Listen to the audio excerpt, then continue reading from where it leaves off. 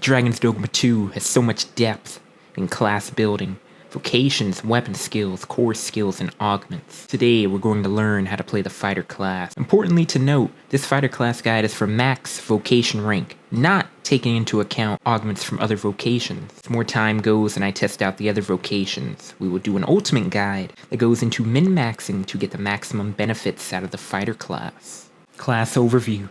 New to Dragon's Dogma 2. First time. The fighter class uses swords, maces, and shields. As per description, fighters battle their enemies in close quarters, wielding a sword and shield. Their mighty attacks and counterattacks allow them to cut down foes with ease. Fighters do just that.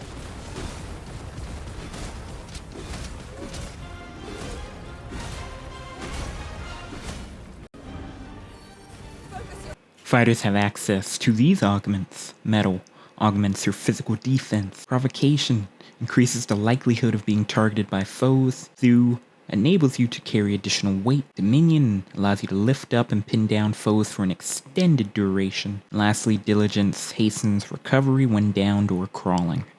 Core skills. True Deflect. Deflect attacks back toward the target with impressive might. While active, counterattacking consumes no stamina. Tusk Toss, a skyward arc slash that sends lightweight targets flying into the air. Steeled Foundation uses a shield to ease impact from falling, reducing fall damage, and hastens recovery after a fall. Lastly, Enchanted Counter. When using Defend while enchanted, automatically counters with an elemental attack corresponding to the enchantment. Fighter weapon skills. Starting with Shield Drum, advanced version of shield summons that carries further, drawing the ire of even distant targets. Basically, Shield Drum is your functioning taunt to draw all the aggro from your pawns.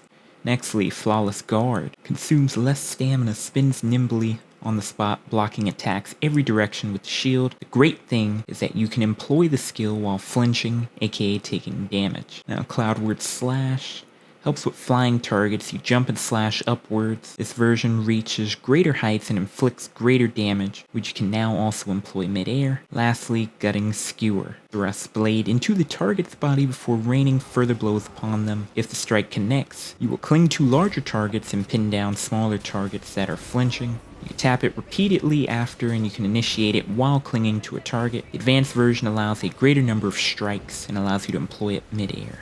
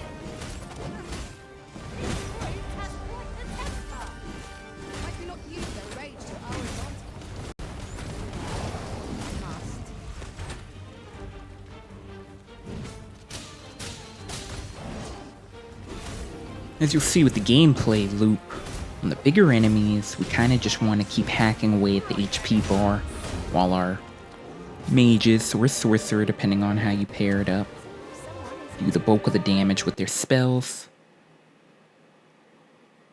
When there's more enemies around, you may want to bring something like a warrior, or something that does some more AoE damage as well, to kinda just keep the aggro on you guys while your mages and archer can start getting their skills ready. Maybe in future patch, we'll get some updates to the AI because that's kind of trash at the moment. It takes them a while to really start using their skills. So it really doesn't work as you would intend it to at most times. Alrighty, now regarding pawns, my personal fighter setup is geared towards having 2 mages, or 1 mage, 1 sorcerer. My pawn included and a floater to fill the team gap. Lacking more DPS, damage per second, hire a thief to float, Archers are strong as well when dealing with flying enemies and more drawn out battles. My mage pawn is mixed between buffs and DPS skills. The hired mage pawn in this case is fully buffing and giving us sustaining skills for prolonged fights. Now I want to briefly touch on the pawn skills. This is a by need basis as well, based on what you're lacking in defenses, attack. Now for a pawn mage, we have high Levin, Argent Succor, high Frigor, and high Halidom. For the hired mage, in this case we have high Celerity, high Halidom, high Palladium, Fire Affinity, which will imbue our fighter with Fire Enchantment. And for the hired archer in this case, Manifold Shot, Cascade Shot, Whirling Arrow, Erupting Shot, which is Fire Affinity. The main point here is filling the gaps of lacking elements, defenses, and attacks. Setting up skills properly. In Dragon's Dogma 2, you can set the skills in any slot up to a maximum of 4 skills. Here what we want to do is follow a 1 to 4 notation in the order of which skills are used to make your adventure easier. If you've ever played fighting games, you'll be right at home here. Starting with 1, Shield Drum. Drawing all the aggro off pawns and onto you. Proceed with 2, Flawless Guard, to defend against the onslaught and create space. This should afford enough time for your mages and archer to position and ready their skills, and the thief will feast on enemies if left unchecked. Now it's time for 3 or 4 depending on the enemies. When doing 3, Cloudward Slash, you can finish with 4, getting Skewer depending on positioning and elevation. Cloudward Slash is great for larger battles, giving you the height to cling to targets and connect with Gutting Skewer. I feel these skills synergize perfectly with each other, as each skill can be used alone or in a pair together, be it 1 to 2, or 3 to 4, 2 to 4, or 1 to 3. Repeat loops until you fell all your targets, mixing in light attacks and heavy attacks.